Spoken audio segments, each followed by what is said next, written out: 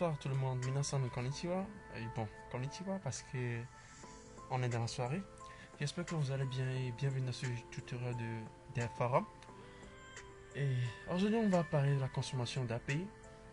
J'espère que vous vous souvenez de la vidéo qu'on avait fait sur les API, surtout avec l'API REST. Et aujourd'hui, je vous montre comment juste consommer une API de compteur. Et que va faire cette API là? Cette API va nous permettre de consommer un service de compteur. Genre, on va, on va se créer un petit algo tout de suite et on va exploiter via du code JavaScript notre API. Et chaque fois qu'on va rafraîchir en fait la page, on aura le compteur qui va se mettre à jour automatiquement.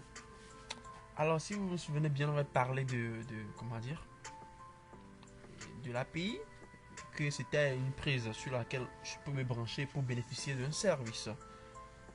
Si j'ai bonne mémoire. Alors, l'API dont on va consommer, je dis, s'appelle Count API. Un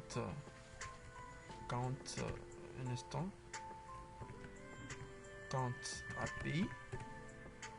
Oui, Count API. Donc, sur le site officiel countapi.xyz. Et on va essayer de partir tout en douceur en fait. Donc, pour ce faire, moi j'ai décidé comment dire, d'utiliser mon super projet. Donc, je vais l'ouvrir avec mon éditeur de code. Très bien. Parfait. Parfait. Oui.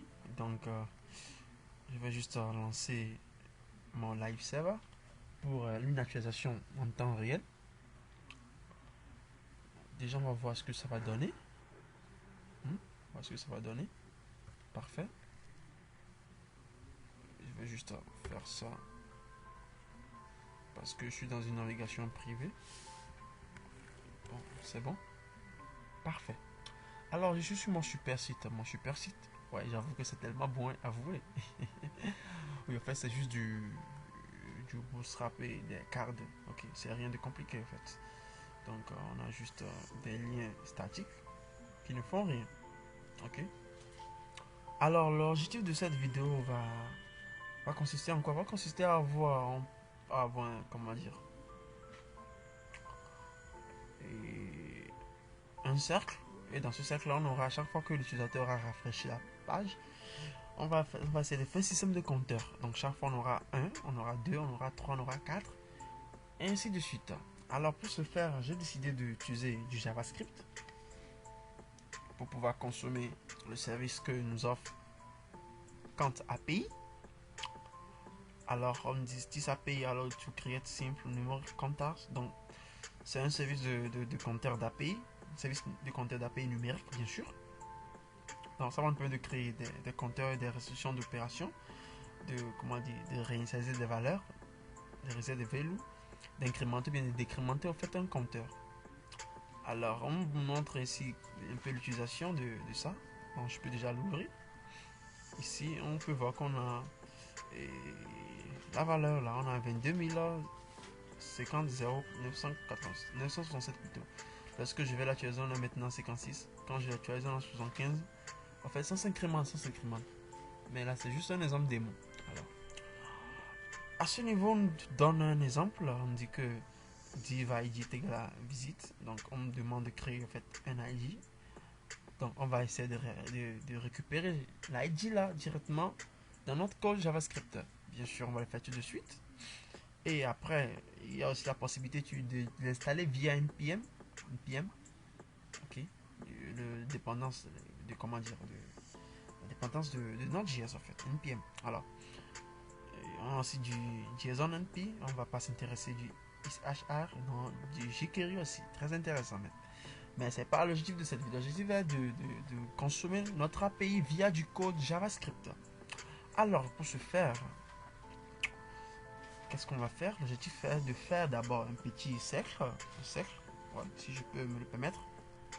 Et pour ce faire, rien de compliqué, je vais essayer juste de passer sur du... je vais voir. Ouais, j'ai déjà customisé mon bouton ici. Ok, donc je vais juste créer un petit bouton. À quel niveau? À quel niveau? Juste à ce niveau là. Donc rien de compliqué, hein. Je crée juste mon bouton. Mon bouton, parfait. Je vais juste indenter un peu tout ce bazar là. Parfait, donc une fois mon bouton créé, qu'est-ce que je vais bien pouvoir faire? Je vais juste lui donner des, comment dire, des classes. Donc btn classe est égal à quoi? Classe est égal à btn toujours btn primary. Okay. Donc btn primary. Parfait. Alors ce que j'ai vu, déjà on peut voir qu'il y a un truc ici qui s'affiche. Nickel, c'est parfait. Alors déjà je viens d'avoir mon bouton. Et oui, c'est pas de la magie. C'est parce que j'avais déjà customisé mon bouton. Donc j'ai donné un border radius de 90 pixels, un height de 90 pixels, un width de 90 pixels de même, et je l'ai flotté vers, je l'ai déplacé vers, je l'ai donné une position right, c'est-à-dire gauche. Ok, alors rien de compliqué, donc on est bon, rien ne se passe, tout est nickel. Je peux actualiser ma page, rien ne se passe, il n'y a pas histoire de compteur là, non. Donc déjà je peux essayer de rendre un peu mon truc statique. Une fois statique, là j'ai déjà quoi? J'ai déjà un joli 1, mais chaque fois que je vais actualiser, rien ne se passe. C'est c'est vraiment dommage. Alors qu'est-ce qu'on va faire? Donc on va consommer ça, on va consommer notre API Content pays, on va les consommer bien sûr, parce qu'elle est là pour ça. Donc on montre un peu le schéma de la consommation d'API. Alors déjà pour ce faire, je vais juste me créer un petit ID ici. Donc je vais donner le nom de ID est égal à quoi? ID est égal à compte. Ok, ID est égal à compte. Parfait. Je passe mon clavier en français. Parce que quand je suis sous Mac, je suis plus à l'aise, mais ici, je passe en français. Donc déjà, j'ai vu me créer un petit ID qui est égal à compte. Donc maintenant, mon élément là, pas mon élément, mon bouton plutôt, mon bouton, désolé, a maintenant un ID qui s'appelle compte. Alors qu'est-ce qu'on va bien pouvoir faire? Donc je vais me mettre ça de côté, ça aussi de côté, nickel.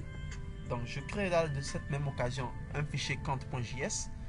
Donc je vais déjà relier mon fichier compte.js à mon index.html. Alors déjà, je pense que c'est déjà relié, le fichier JavaScript est relié. Un instant, oui, parfait. Je l'ai relié à ce niveau. Il faut faire juste un coup de script. SRC est égal à compte.js. Parfait, c'est nickel parce que ce fichier existe bel et bien. Et on est parti. Alors pour ce faire, qu'est-ce qu'on va bien d'abord faire? On va d'abord déclarer quoi? Déclarer une constante ou bien des constantes à la rigueur. Alors déjà pour ce faire, je déclare quoi? Je déclare une constante. Rien de compliqué, hein? C'est juste une constante. Donc ma constante, je veux peut-être la nommer constante compte. Très pratique quand même. Je vais même ouvrir ma console. Parfait. Déjà je commence à avoir des erreurs, c'est parfait, on va régler ça de suite. Donc je vais juste commenter la ligne là, je vais juste mettre initialisation des constantes. Parfait. Alors ce niveau, je déclare juste un constant de compte. Alors const de compte va être à quoi? Va être égal à plutôt à documents. Pourquoi document? Parce qu'il s'agit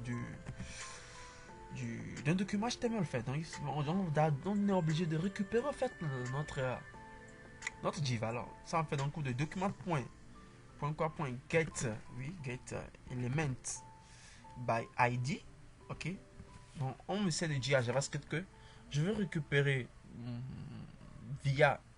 je veux récupérer d'abord, je veux plutôt que dans ma constante quand tu récupères l'élément id qui se trouve dans le document. Alors donc sans oublier les guillemets, donc je mets juste compte ici parce que compte c'est notre id en fait, c'est l'id. Donc je vais juste aller en haut, un peu en haut.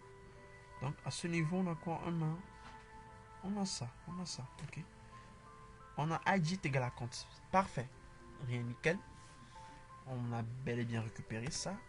Ok, pas besoin de faire un console log. Pas besoin de faire un console log pour ça. Parce qu'on a bel et bien récupéré ça.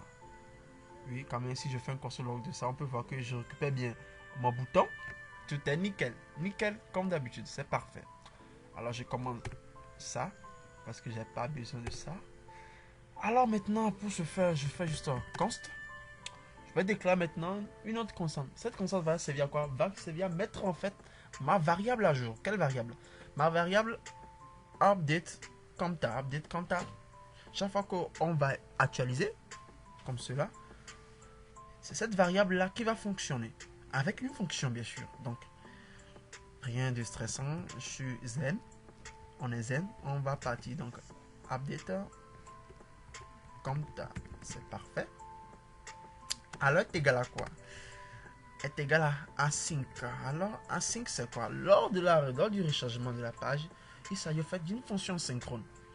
Alors, je vais un peu aller en retour, au retour plutôt, mais pour faire vite. Il y a souvent deux fonctions. La notion plutôt de la notion, il y a deux notions. La notion de non bloquante et de bloquante. Alors, pour la fonction asynchrone, on peut faire une action et faire une autre action en même temps. Alors que pour les fonctions synchrones, on est obligé qu'une action se termine d'abord avant d'entamer notre action. C'est même la force de JavaScript. D'où cette méthode en synchrone qui nous sauve beaucoup la vie. C'est comme si j'étais en train de lire un fichier avec Node.js, avec un let read file. Je lis un fichier. Au cours de la lecture du fichier, je peux même essayer comment dire, pas le cours de la lecture, lors de la copie du fichier, je peux toujours lire le fichier. Ok, c'est un peu ça. Donc il s'agit d'un truc asynchrone. Lorsque vous copiez par exemple un fichier sur Windows, je donne un exemple terre à terre, vous pouvez copier, la copie peut être en cours et vous pouvez toujours lire cette copie là. Il s'agit d'un truc asynchrone. Alors async, oui, async c'est bien sûr une fonction, ne l'oublions pas. Alors je fais une fonction fléchée pour aller plus rapidement. Alors une fonction fléchée, c'est mise à jour depuis la version ES6 de JavaScript je pense. Alors là on est bon. Maintenant qu'est-ce que je vais faire? Je ne vais pas tellement réfléchir. Si je vais un peu réfléchir parce qu'il me faut encore une constante. Une constante qui va être data. Donc data va servir à quoi? Data va servir en fait à consommer en fait notre API, à avoir le lien de notre API. Et par la même occasion, on va faire un fetch à notre API. Alors, je fais const data. Data est égal à quoi? Est égal à await. Alors, await. Je vais juste repasser ici. Je mets juste await. Oui, await, très bien. Donc, await JavaScript MDL. Très pratique aussi. Alors, je vais aller sur la documentation.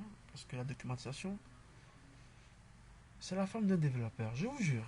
Ça vous aide tellement. Ça vous aide. Alors, on me dit que l'opérateur await permet d'atteindre la résolution d'une promesse. En fait, on va dire qu'il s'agit d'une promesse qu'on va faire. On va faire une promesse. Une promesse, en fait. Donc, il ne peut être utilisé qu'au sein d'une fonction quoi, asynchrone. Je pense qu'on est tellement bon sur ce tuto parce qu'on a bel et bien déclaré une fonction asynchrone. Asynchrone plutôt, excusez-moi. Et l'expression, c'est quoi? Une promesse promise ou toute valeur. Donc, de temps en temps, on s'en fout de ça. On nous montre des descriptions, on nous montre une fonction. Resolve after 2 secondes. Alors, on nous montre comment l'utiliser. Alors, sans tarder, on va passer sur ça et je vous montre comment l'utiliser.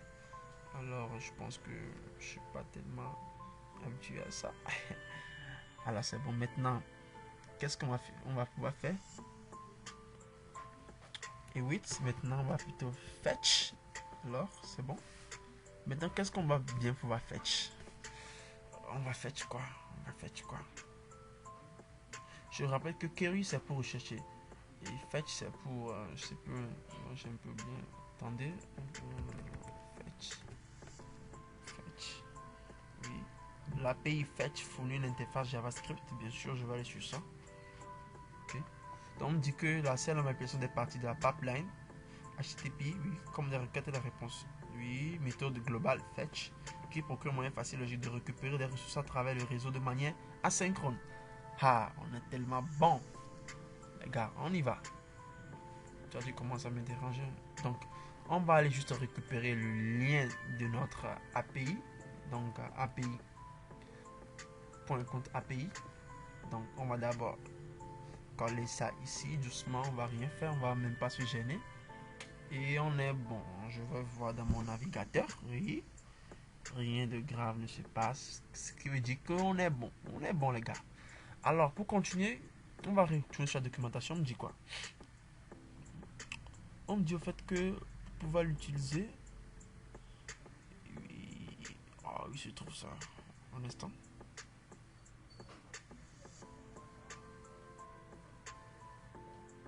Oui, même à ce niveau, on vous dit quoi? On vous dit que dans ce lien, on a quoi? On a un hit. Après, on a un namespace. En fait, il nous faut un namespace pour notre lien, ok? Un namespace, ok? Vous vous rappelez que la notion de notre namespace, on l'avait utilisé sous Postman. C'était un peu un truc de ce genre. Donc, pour ce faire, namespace, on va juste donner un nom bidon. Moi, je vais juste prendre pas folio, désolé. Je vais prendre super projet parce que j'aime les trucs super projet 2.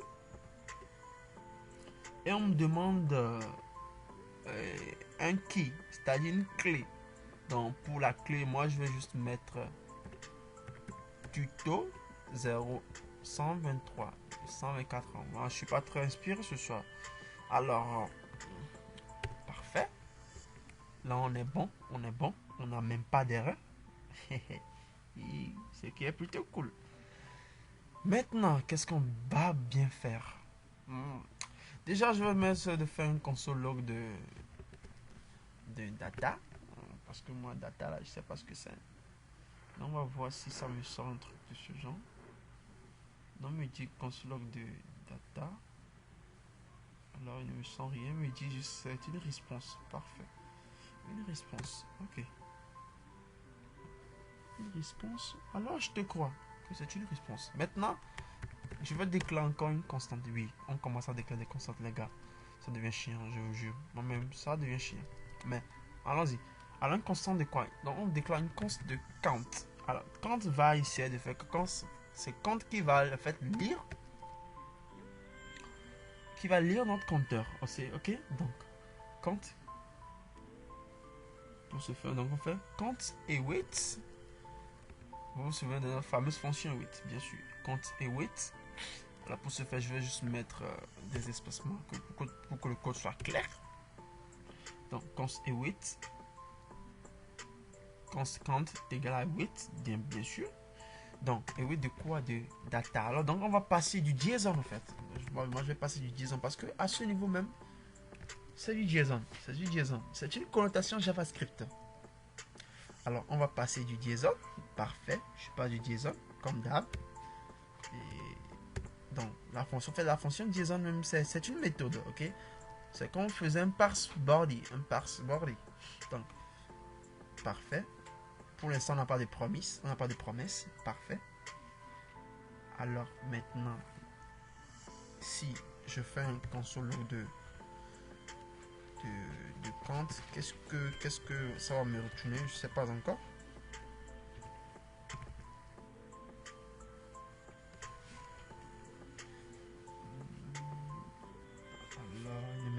Rien. C'est bizarre, mais ne retourne rien. Attends, non, moi je te veux avoir déjà avoir un retour. Hein.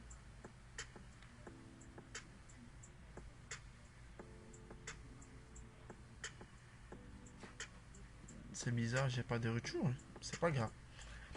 Déjà, ce qui est bon, c'est que le code fonctionne normalement. Donc maintenant, ce que je vais pouvoir faire maintenant, c'est de faire appel à ma constante compte plutôt, ok? Compte plutôt, compte. Donc, auquel je vais appliquer quoi? Une méthode d'affichage en JavaScript. Donc, compte inner HTML, bien sûr, qui est égal à quoi? Qui est égal à compte.velo. Donc, compte.velo, je le trouve dans cette Je le trouve dans cette partie du code, compte.value. Ici, .value. Elle me le propose parce que c'est une API. Alors donc je fais juste compte.value. Parfait.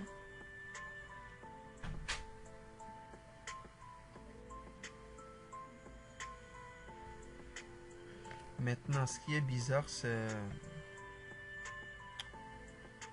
maintenant de la suite, c'est la suite plutôt. Maintenant, c'est de pouvoir mettre à jour notre compteur chaque fois. Donc, pour mettre à jour notre compteur, je fais juste appel à ma fonction update compteur